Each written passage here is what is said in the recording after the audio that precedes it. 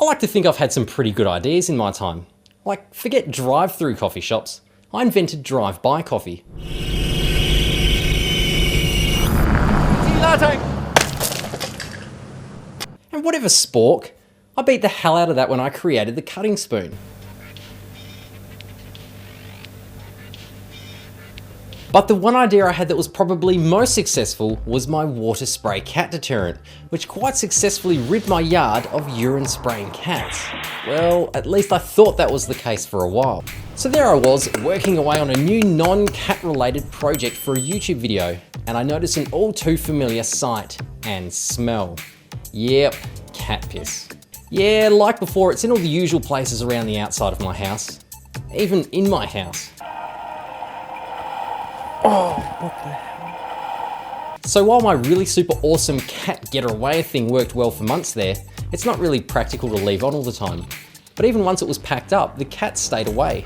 Probably because it was burnt into their memory, like if you've ever walked in on your parents. Mom, where's my Aladdin DVD? Sense. You think with your penis and your head's up your ass. The baby just kicked. Baby? Well, it's not technically a baby, but we know it's gonna look like. There are a lot of good alternative ideas suggested by you all, but no, I'm not gonna replace the hose with a gun for obvious reasons. And for the minority of people out there who said, that's urine from a dog, did you not understand my surveillance footage? It's not a dog because 1, there is a big fence, and 2, this is a cat. Even if they're upside down, I can still tell because I have this ability to see. So there are still a couple of cats returning to my yard, so I figured I needed to revisit this whole cat deterrent concept. What I need to do is increase the fear element of the device so it's etched so deeply into their memory, they never return. In researching pest control measures, I discovered that some farmers and even airports have been known to use pyrotechnics to scare birds and other pests away. No, I'm not going to use explosives, although that is a good idea, but you can't easily buy anything fun like that in Western Australia. Here you're not even allowed to use a toaster unless you're a licensed electrician. While looking through a drawer, I found something which prompted an idea. In keeping things humane and hopefully more effective, here's what you need to do.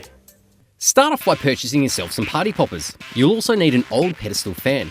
If you have a neighbour that has a bore for their garden reticulation, you'll need to borrow their system's 240 volt relay. Find a power board. Grab a small plastic box that the relay will fit in. I found one in my house's meter box which was doing something electricity related. Now cut the cord on your power board. Don't cut a live one, use your tongue or a fork to check if it's safe. Do not actually attempt this. Wire the power board to run through your relay. You can find the detailed wiring instructions on my hand. Now mount the relay in the box. Now you basically have a power board that can be switched on with, say, a battery or a battery and motion sensor. Ah, you get it. Take the fan, dismantle and remove the front and back finger guards. Then load that sucker up with as many party poppers as you can fit. Daisy chain all their strings together. I've then placed a steel disc in the middle for some extra rotating mass. You can then tie your string onto the drive shaft of the fan. Once your power board is connected to your alarm motion sensor, you have yourself a motion-activated explosive wheel of terror.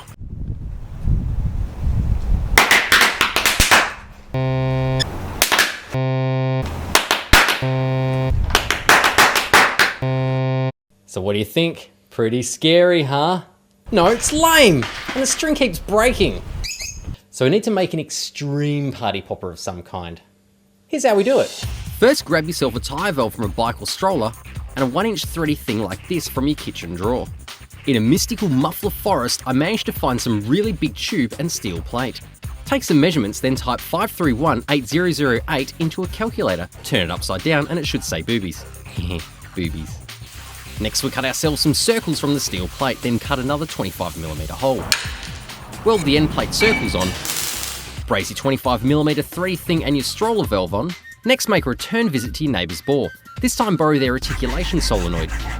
In my shed, I found my old colonic irrigation kit, which had a lot of useful parts, including a pressure gauge. Drill and tap a hole in the top and screw it in. Yeah, you would tap that. Grind it all clean and paint. Lastly, get yourself some PVC pipe, blah blah blah. This video was too long, cut, glue and make this thing. The next day when everything is nice and dry, you can put it all together. Screw the solenoid back on and screw the tank assembly onto your PVC. It's quite an ominous looking tank at this stage, so I found a way to friendly it up a little. Hello, I'm Thomas. Now we need to load our extreme party popper. If you've ever looked inside one, they have a bunch of rolled up streamers. I have loaded the cartridges with screwed up newspaper to serve as wadding, then placed in the streamers. While doing this, I thought, why not add some flour and a pile of newspaper confetti? So how is this all going to work? Using an air compressor, we load Thomas with a big chunk of air through the stroller tube valve. He'll then serve as an accumulator tank, waiting for the sprinkler valve to be activated. Once activated, the air will release through the valve with some fairly explosive force out through our PVC party popper cartridges, releasing fun and fear to all that are near. Now you already know my previous video's hose spray setup and how it was triggered, except this time I have 2 cameras firing lots of frames, plus a night vision camera. The low voltage activated switch from our earlier failed party popper fan we can use to activate some more potent lighting. I've also added a little more infrared lighting to make sure we capture sneaky cats. We're ready to go, but like always, you'll want to test your setup. So hide the cameras and cover the extreme party popper with the sheet. Who's my favourite sister? How you going? Cool, you still coming around for a swim?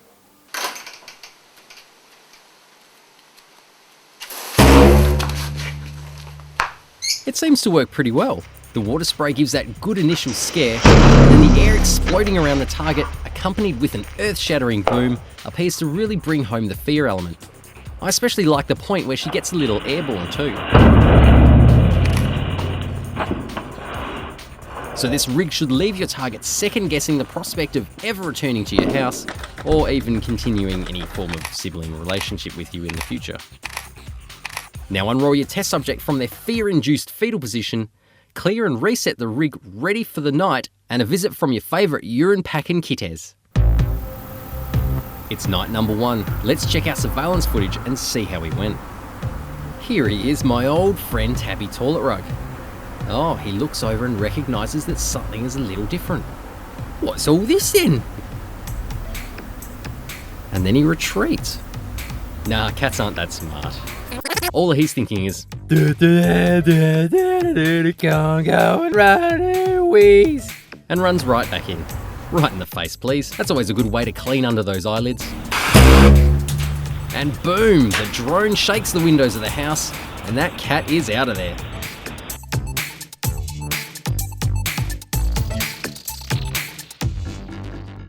Despite the cool, calm and collected expression on his face, the water blast has seen him swell to 3 times his original size. And no, he's not sitting, he's levitating. At this point, he thinks he's all clear, but a few hundredths of a second later, kaboom! With claws firmly embedded into the concrete, he gets the hell out of there, leaving us with the old cat Brown Eye.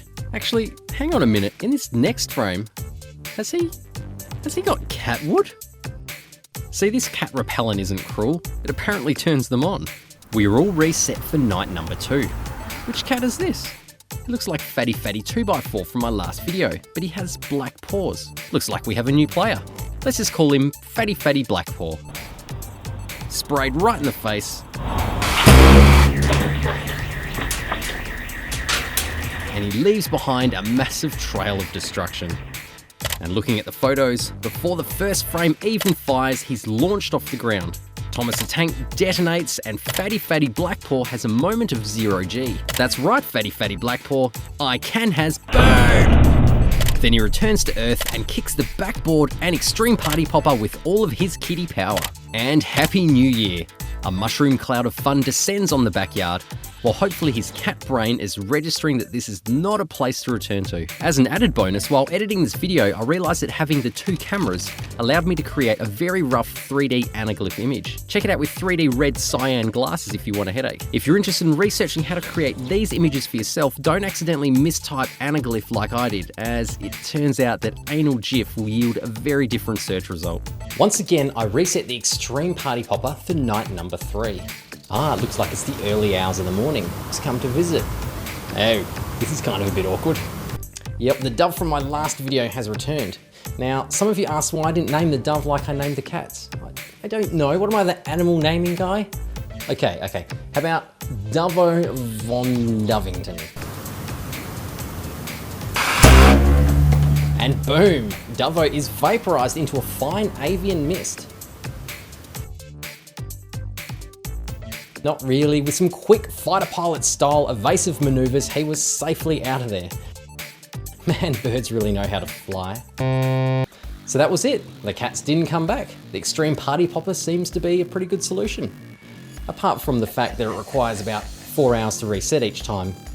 And when it suddenly detonates in the middle of the night, everyone in the house, and for a block radius, would empty their bowels in bed, which generally proves to be a bigger cleanup than just cat wee. But otherwise, it's the ultimate solution to cat pee.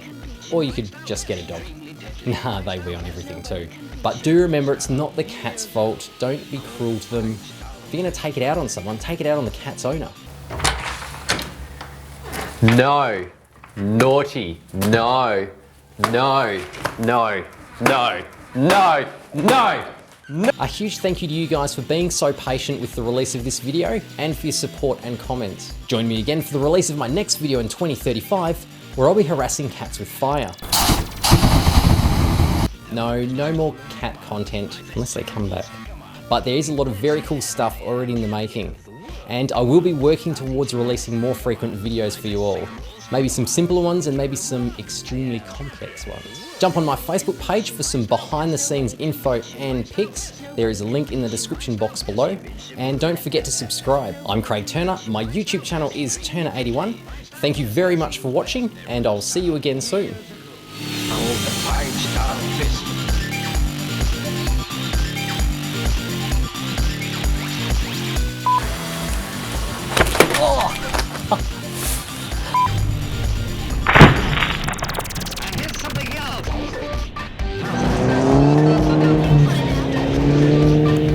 Looks all right from this end. That's good.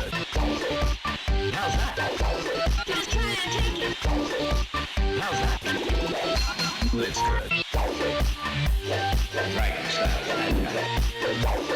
It's in the mind. Make styles mysterious.